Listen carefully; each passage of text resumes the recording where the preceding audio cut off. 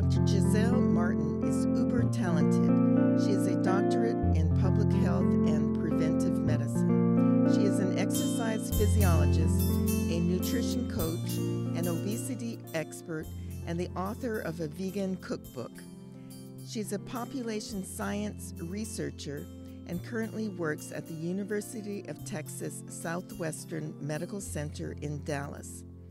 She also teaches at the Milken Institute School of Public Health at George Washington University.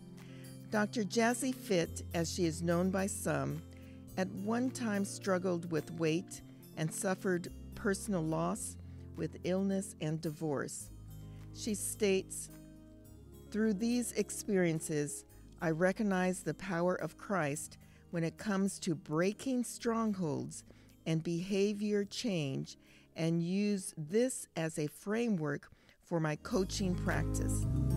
Stay tuned to meet Dr. Jazzy Fit. Baransu Balance Podcast with Dr. Ince emphasizes the interdependence and importance of a healthy mind, body, and soul.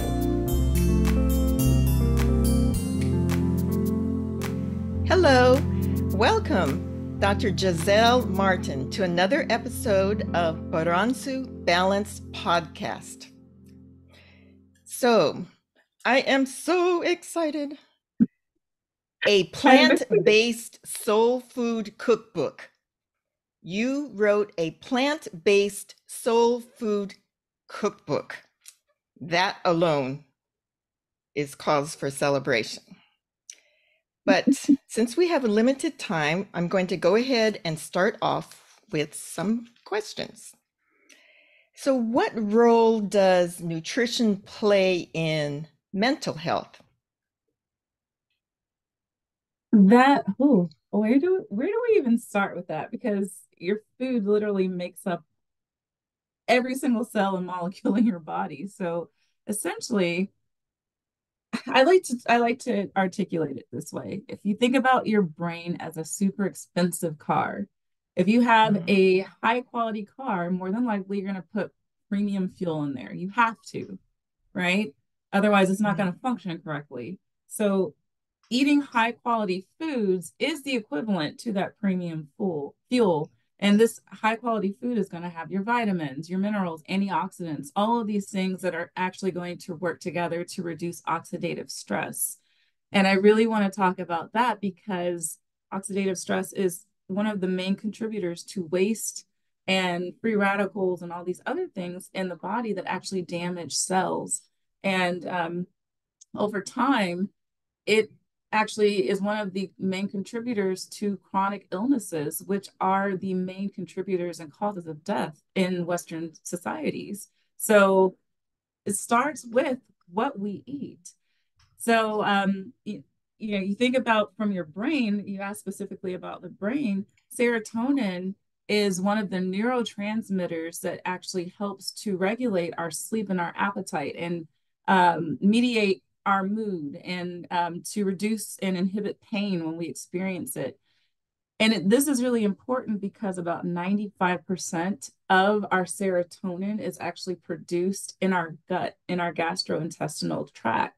And our gastrointestinal tract is lined with all of these nerve endings and neurons. And it just makes sense that the inner workings of your digestive system doesn't just help you digest your food. It also helps guide your emotions and your mental health state at all times. So when you have a nervous stomach, like some people do, or a so-called irritable bowel that acts up when you're under stress, there's a reason for that. There is. It is all connected.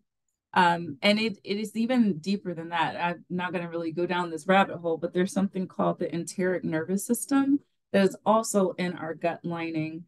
And there's a lot of emerging research on this nervous system, which is a branch of your central nervous system.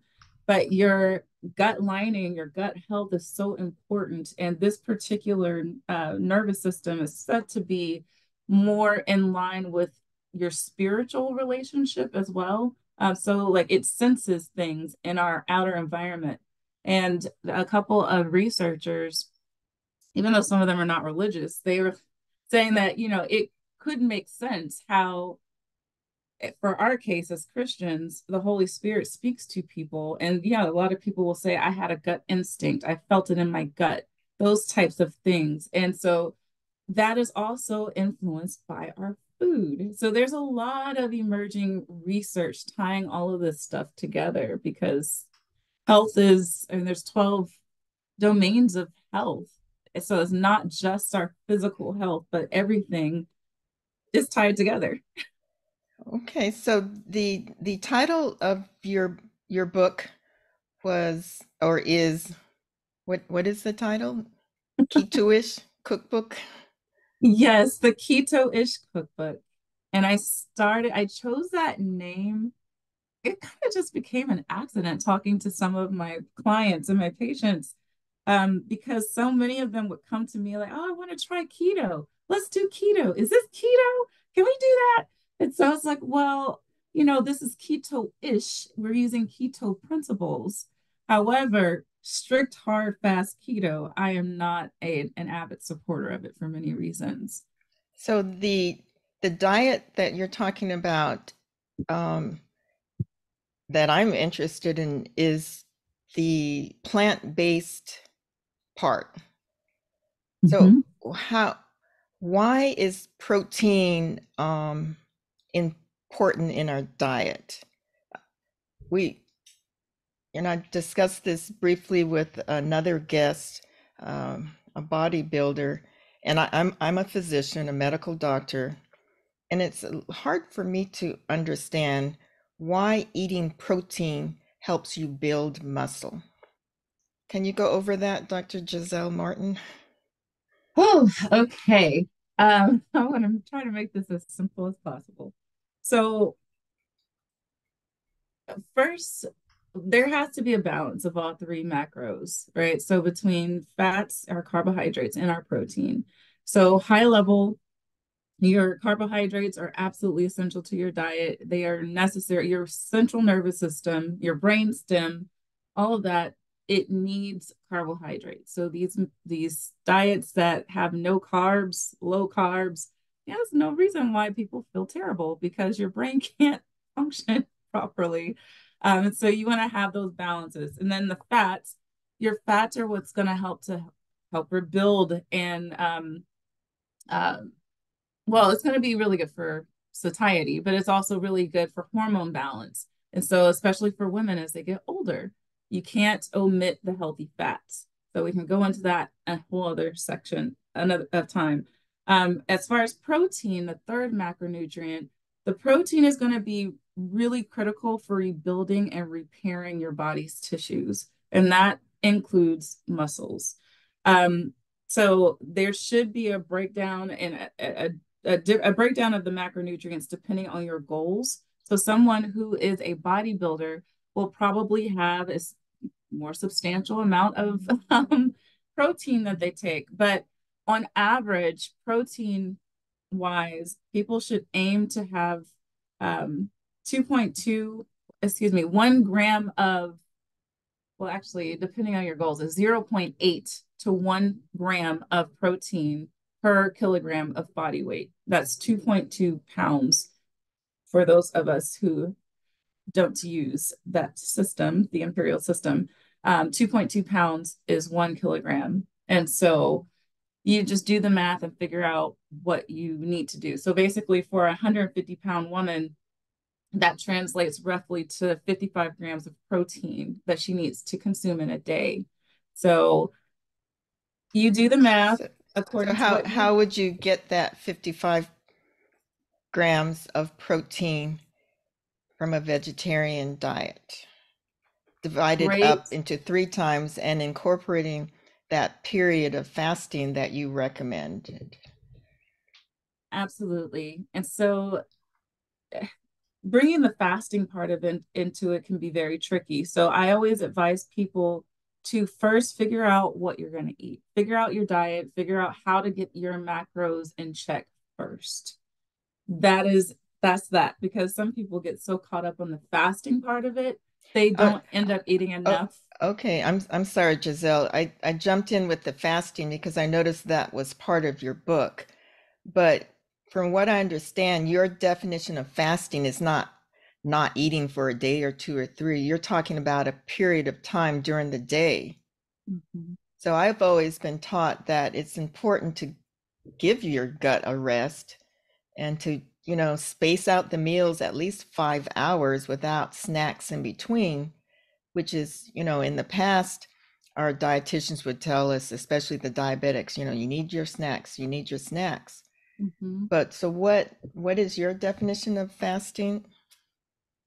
I'm glad you asked that question. So intermittent fasting has various protocols, and depending on where you are in your journey, depends on where I advise you start. So, people who are just starting and you know what to eat, you have a very good handle on your nutrition. Maybe we've met together, you've scheduled a consult, whatever it is, you know what you want to eat. That's great. That's step one. Step two is figuring out what period of time are you going to eat versus not eat. And we call that a fed state when you are eating versus fasted state when you're not eating. So for the average person, they usually start on a 16-8 split where you are fasting for 16 hours and then you are eating between a 12-hour window. And so when people first get started, I want them to just eat when their body tells them to eat. If you have to break it into several small meals to get all of your nutrients into that window, then fine. I'd rather you have your periods, but the period of time that matters the most is that fasted state, that 16-hour window when you're not eating at all.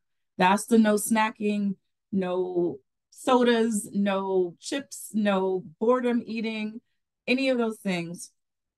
We have a variety of different terms for them in the nutrition world, like storm eating, when you've been devoid of food all day and all of a sudden you just want to eat everything you see. That's what we call storm eating. Or fun eating. Fun eating is fun. You should eat fun eating. But so it's more so that period of time. And so as you get more advanced in your dietary protocol, maybe you have differing goals. There are different protocols for fasting. So for instance, people who want to get more into an autophagy type of state where your body is starting to repair and rebuild itself by eating some of the old cells, dead cells, that is called autophagy. You want to start getting into longer fast at that time, like 20 to 24 hours. But that is for a more advanced faster. And that is not a protocol that you want to do on a regular basis. You might do that once a week or something like that. And I know several bodybuilders, it's become very, very popular for them to do a 24-hour fast 1 to 2 times a week because it gives your body a chance to reset, especially with consuming so much protein and consuming so many other things that they're consuming on a regular basis. Oh, okay. So is there a benefit from a 12-hour fast, like from 6 p.m. to 6 a.m.? There is, I would say, any break that you give your body, scientifically, anything over 12 hours definitely has some type of benefit. I mean, because if you think about it from a historical perspective, 500 years ago, there were no fast food restaurants. There were, you had to either go somewhere to buy your food to a store or whatever, and then come home and prepare it, or they might have had to go and kill their food or gather their food and then come back and prepare it. So there were natural periods of time that were built in that we were not eating during the day, during waking hours, many, many years ago. Whereas now we're always eating, we're inundated with food and food messaging. So, so are there, I mean, what are the benefits of fasting like that or giving your gut a break? There are many different, it's kind of hard to articulate it all in a short little bite-sized chunk of time. I do actually have an ebook on intermittent fasting that I could distribute or gift you to distribute to anyone who is interested, Okay. um, who's listening to this podcast, to kind of break down the different protocols and times and the benefits. So you could go anywhere from 12 to 72 hours. Like 72 is the absolute max amount of time. And people who are, there are a couple of studies that I could send you where people who had or recovering from cancer and other kinds of more serious ailments fasted and incorporated different periods of fasting into their recovery. And it showed to have a positive correlation on the impact of fasting and even something like cancer. So you can go from something like mitigating and managing your diabetes better to literally having full out cancer. So it really depends on what we're talking about here. Okay. So you probably already answered this next question, but what information about clinical nutrition would surprise our listeners? Because that last piece of information certainly surprised me as a medical oncologist. You have to send me that link as well. I absolutely will. So, one thing that people don't realize is that food literally can heal your body. Amen. And so, Amen, sister. Sister Dr. Giselle Martin, otherwise known as Dr. Jazzy Fit. Look her yes, up at Dr. Jazzy Fit. that's just me. I have a very creative background to how I got that nickname. But so we I think it was Hippocrates who actually said that food was is medicine, and that this literally is the future of medicine. It is, and it's really exciting to see the medical industry, not just medicine, public health, all of the allied health professions really start to look at, hey, we're not doing something right here. Because think about how many people you know that are super intentional about their diet or their physical activity, and they're still having trouble with something. You would think that more of the world would be healthy if it were just how we've been treating people. Um, Now, we've talked about the different building blocks of nutrition, proteins, fats, and carbohydrates, and how those, make up most of the food that we eat. But each one of those, depending on how much you're consuming, has the power to prevent or even sometimes reverse chronic conditions such as cardiovascular disease, diabetes, obesity, cancer, even. And there are tons of documented studies out there where I can show anyone who's interested where Autoimmune diseases? yes, autoimmune, Graves' disease, but I've seen a lot with Graves' disease recently, and the importance of it. And it's really interesting. We have to be very intentional about how we teach our children how to eat, like even from 1 years old, 2 years old, because these things that we crave that have lent to these conditions over time, these are things we've been taught to eat.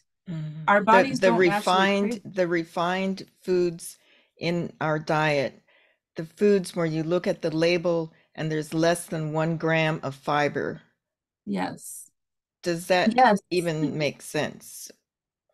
it does. And Or that I think that as a nation we're lowering the salt intake, but in my opinion, not enough. Or if one serving, has 800 milligrams of sodium in it, too much.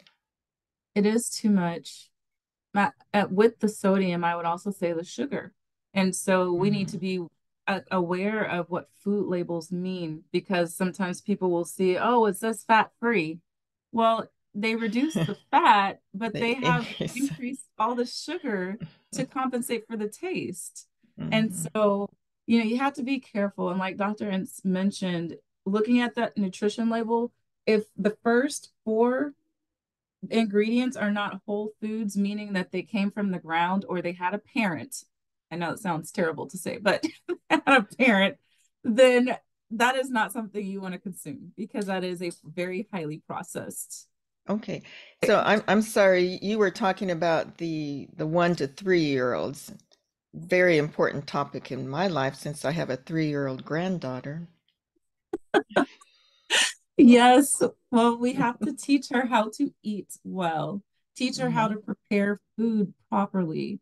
And that's one of the Hmm. reasons why I created the Keto-ish cookbook line. So the next one is actually Thai inspired, and that one will be released in the spring, where Hmm. I'm teaching people around the world how to culturally enjoy the foods that they love, that they've been brought up eating and, they have a taste for. But how do you do it from a health conscious perspective where it's not overcooked and over seasoned and over salted? Those things are really important. Just one moment, Giselle. We have a caller with a question. Hi, this is Nadia from Dallas, Texas. I love Tex-Mex food and I had a question about Dr. Jazzy's Keto-ish cookbook, specifically the recipe for Hearty Lentil Chili. I don't have all the ingredients. Can I modify the recipe? Well, Nadia, I can answer that question. I just made the recipe yesterday with only 5 main ingredients. Number 1, a cup of dry red lentils, rinsed. Number 2, 1 can of black beans. Number 3, a can of red beans. Number 4, half a cup of canned corn. And number 5, tomatoes in a can with chilies. Now, seasoning includes 2 to 3 cloves of garlic, 2 to 3 small red peppers blended. I think that's the secret. Then saute with 1 chopped onion, add lentils, beans, with about 2 tablespoons of chili pepper seasoning. Boil for 5 minutes and simmer for 35 minutes. It was delicious. What about the time? I have to work every day. I turn on the computer at 8 a.m. Well, Nadia, there is only a 10-minute prep time and about 35 to 40 minutes simmer. You can exercise while the food simmers.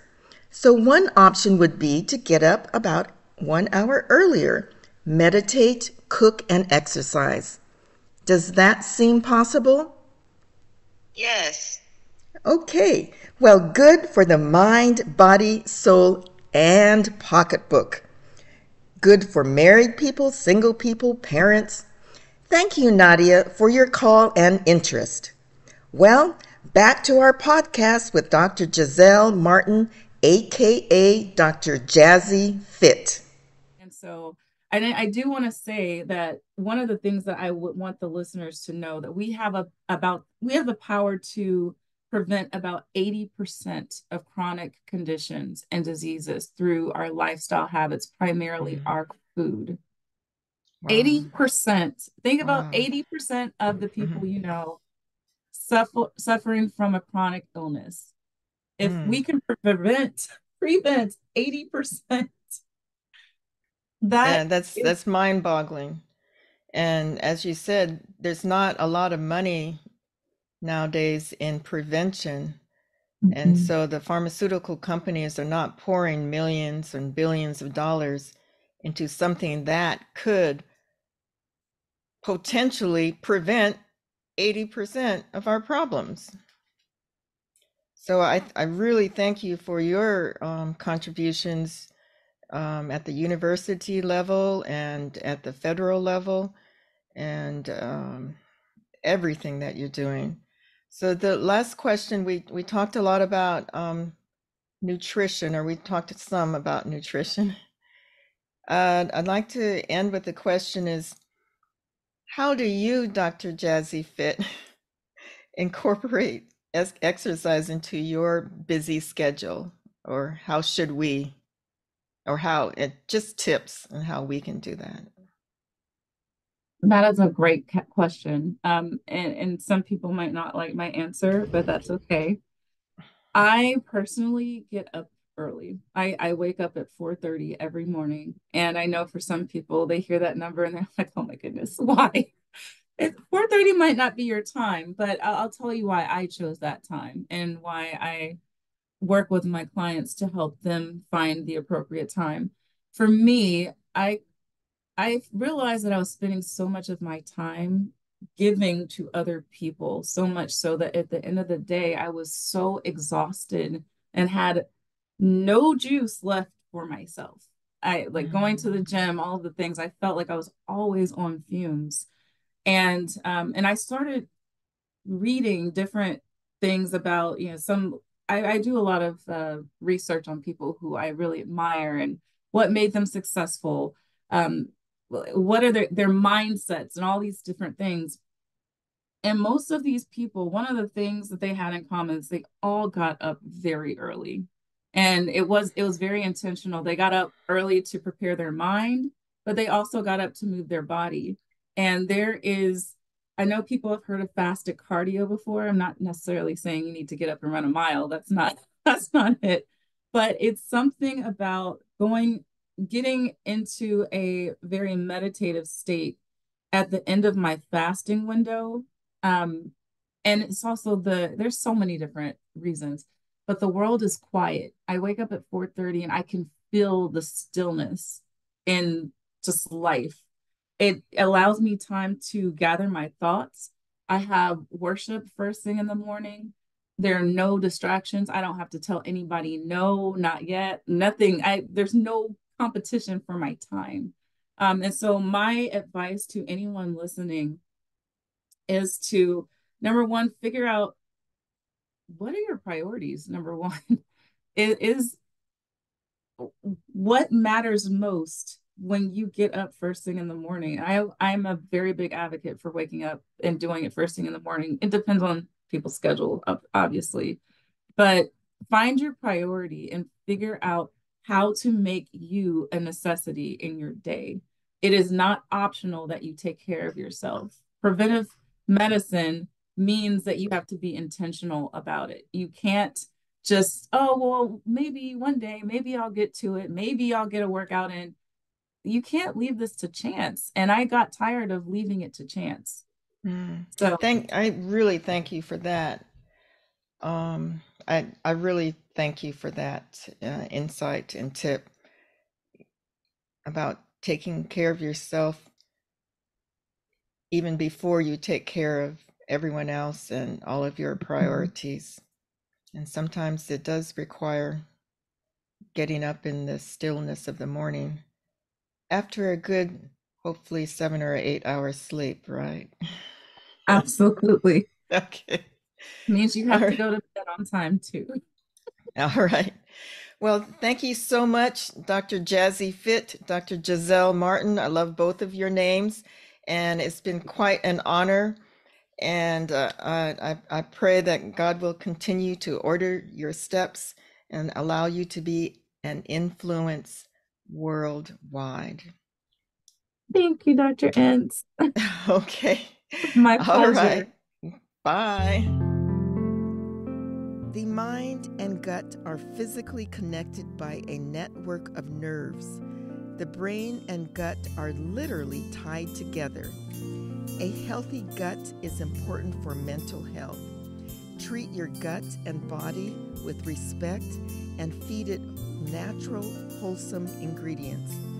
Dr. Giselle's cookbook, The Keto-ish Cookbook, Plant-Based Soul Food, offers healthy plant-based protein and intermittent fasting principles. I enjoyed the Hearty Lentil Chili. Benefits of intermittent fasting range from improved immune system to a longer life. I will need to do some more research, but I will try to go back to not eating late at night and giving my gut a rest after 5 or 6 p.m. Remember, it is important to consult with your healthcare provider before embarking on a new healthcare regimen. See attached references.